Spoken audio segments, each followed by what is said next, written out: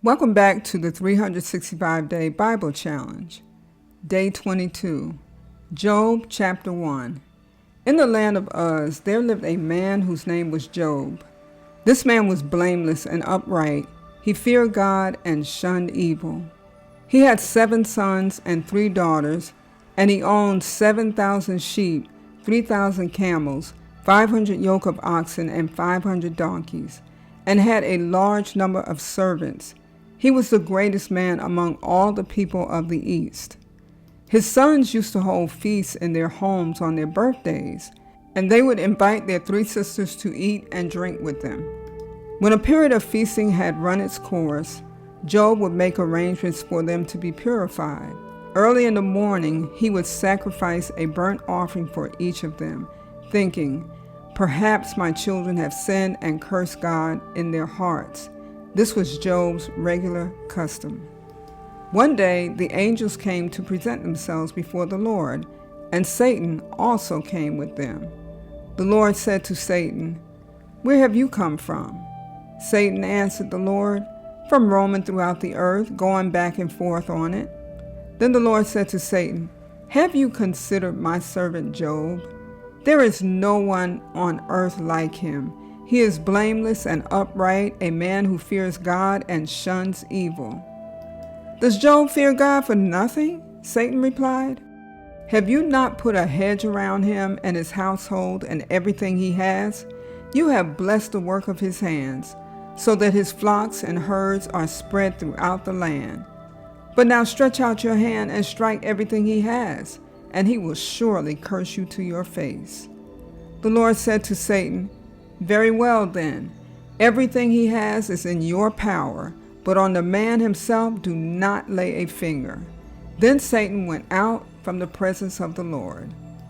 One day when Job's sons and daughters were feasting and drinking wine at the oldest brother's house, a messenger came to Job and said, "The oxen were plowing and the donkeys were grazing nearby, and the Sabines attacked and made off with them. They put the servants to the sword, and I am the only one who has escaped to tell you." While he was still speaking, another messenger came and said, "The fire of God fell from the heavens and burned up the sheep and the servants, and I am the only one who has escaped to tell you." While he was still speaking, another messenger came and said, "The Chaldeans formed 3 raiding parties and swept down on your camels and made off with them. They put the servants to the sword, and I am the only one who has escaped to tell you." While he was still speaking, yet another messenger came and said, "Your sons and daughters were feasting and drinking wine at the oldest brother's house, when suddenly a mighty wind swept in from the desert and struck the 4 corners of the house. It collapsed on them, and they are dead, and I am the only one who has escaped to tell you." At this, Job got up and tore his robe and shaved his head. Then he fell to the ground in worship and said, "Naked I came from my mother's womb, and naked I will depart. The Lord gave, and the Lord has taken away. May the name of the Lord be praised." In all this, Job did not sin by charging God with wrongdoing. Job chapter 2. On another day, the angels came to present themselves before the Lord, and Satan also came with them to present himself before him. And the Lord said to Satan, "Where have you come from?" Satan answered the Lord, "From roaming throughout the earth, going back and forth on it." Then the Lord said to Satan, "Have you considered my servant Job? There is no one on earth like him. He is blameless and upright, a man who fears God and shuns evil. And he still maintains his integrity, though you incited me against him to ruin him without any reason." "Skin for skin," Satan replied. "A man will give all he has for his own life. But now stretch out your hand and strike his flesh and bones, and he will surely curse you to your face." The Lord said to Satan, "Very well then, he is in your hands, but you must spare his life." So Satan went out from the presence of the Lord and afflicted Job with painful sores from the soles of his feet to the crown of his head. Then Job took a piece of broken pottery and scraped himself with it as he sat among the ashes. His wife said to him, "Are you still maintaining your integrity? Curse God and die." He replied, "You are talking like a foolish woman. Shall we accept good from God and not trouble?" In all this, Job did not sin in what he said.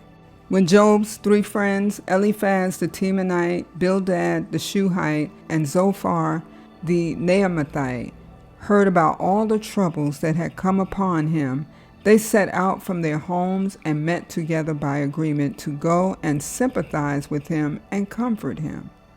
When they saw him from a distance, they could hardly recognize him. They began to weep aloud, and they tore their robes and sprinkled dust on their heads. Then they sat on the ground with him for 7 days and 7 nights. No one said a word to him, because they saw how great his suffering was. Job chapter 3. After this, Job opened his mouth and cursed the day of his birth. He said, "May the day of my birth perish, and the night that said a boy is conceived. That day, may it turn to darkness. May God above not care about it. May no light shine on it. May gloom and utter darkness claim it once more. May a cloud settle over it. May blackness overwhelm it. That night, may thick darkness seize it. May it not be included among the days of the year, nor be entered in any of the months. May that night be barren. May no shout of joy be heard in it. May those who curse days curse that day, those who are ready to rouse Leviathan. May its morning stars become dark. May it wait for daylight in vain and not see the first rays of dawn. For it did not shut the doors of the womb on me to hide trouble from my eyes. Why did I not perish at birth and die as I came from the womb? Why were there knees to receive me and breasts that I might be nursed? For now I would be lying down in peace. I would be asleep and at rest with kings and rulers of the earth who built for themselves places now lying in ruins, with princes who had gold, who filled their houses with silver.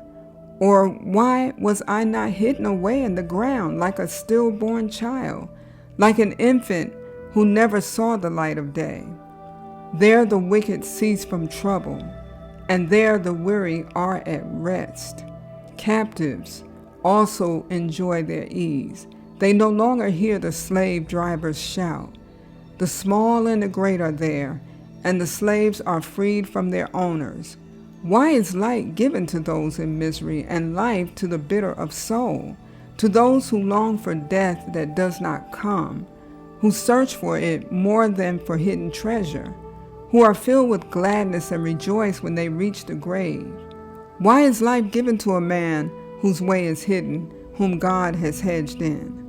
For sighing has become my daily food. My groans pour out like water. What I feared has come upon me. What I dreaded has happened to me.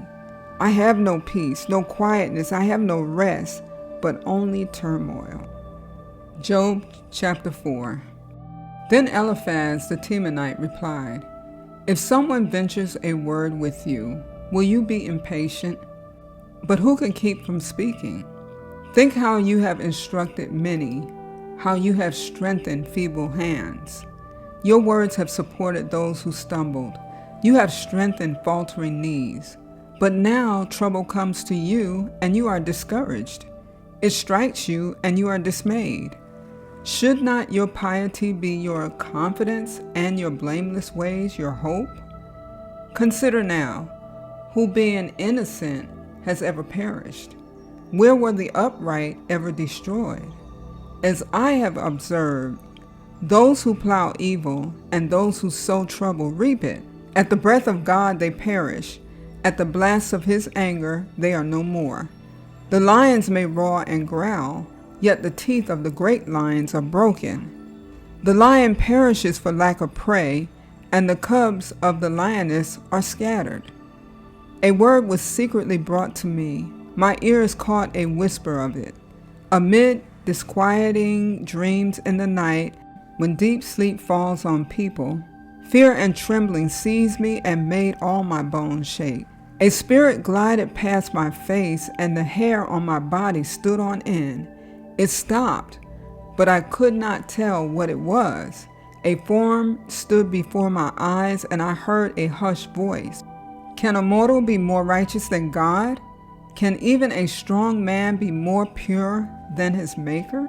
If God places no trust in his servants, if he charges his angels with error, how much more those who live in houses of clay, whose foundations are in the dust, who are crushed more readily than a moth? Between dawn and dusk, they are broken to pieces. Unnoticed, they perish forever. Are not the cords of their tent pulled up so that they die without wisdom? Job chapter 5. Call if you will, but who will answer you? To which of the holy ones will you turn? Resentment kills a fool, and envy slays the simple. I myself have seen a fool taking root, but suddenly his house was cursed. His children are far from safety, crushed in court without a defender. The hungry consume his harvest, taking it even from among thorns, and the thirsty pant after his wealth. For hardship does not spring from the soil, nor does trouble sprout from the ground. Yet man is born to trouble, as surely as sparks fly upward. But if I were you, I would appeal to God. I would lay my cause before him. He performs wonders that cannot be fathomed, miracles that cannot be counted. He provides rain for the earth. He sends water on the countryside. The lowly he sets on high, and those who mourn are lifted to safety. He thwarts the plans of the crafty, so that their hands achieve no success. He catches the wise in their craftiness, and the schemes of the wily are swept away. Darkness comes upon them in the daytime. At noon they grope as in the night. He saves the needy from the sword in their mouth. He saves them from the clutches of the powerful. So the poor have hope, and injustice shuts its mouth. Blessed is the one whom God corrects. So do not despise the discipline of the Almighty. For he wounds, but he also binds up. He injures, but his hands also heal. From 6 calamities he will rescue you. In 7 no harm will touch you. In famine he will deliver you from death, and in battle from the stroke of the sword. You will be protected from the lash of the tongue, and need not fear when destruction comes. You will laugh at destruction and famine, and need not fear the wild animals. For you will have a covenant with the stones of the field, and the wild animals will be at peace with you. You will know that your tent is secure. You will take stock of your property and find nothing missing. You will know that your children will be many, and your descendants like the grass of the earth. You will come to the grave in full vigor, like sheaves gathered in season. We have examined this, and it is true. So hear it and apply it to yourself.